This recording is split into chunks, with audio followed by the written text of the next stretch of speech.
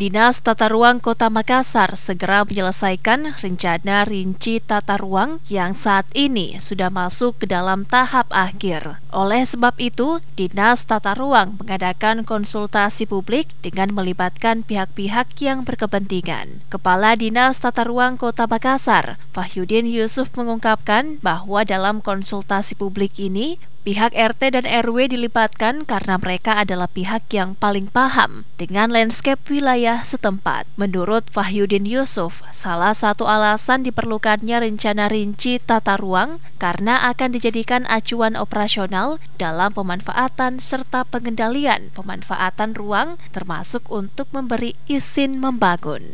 Yang kita undang ini adalah termasuk lurah camat karena ini menyangkut masalah kewilayahan.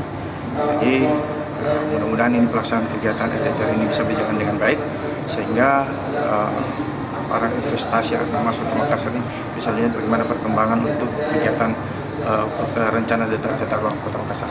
Dengan adanya rencana rinci tata ruang ini, maka diharapkan ke depannya pemetaan wilayah Kota Makassar dapat lebih rinci dengan skala peta 1:50.000 sehingga memudahkan untuk pengelolaan wilayah dan perencanaan pembangunan agar tidak terjadi carut-marut dalam tata letak wilayah dan tata letak pembangunan. Irfan Peputra, Fajar TV dan Fajar Radio melaporkan.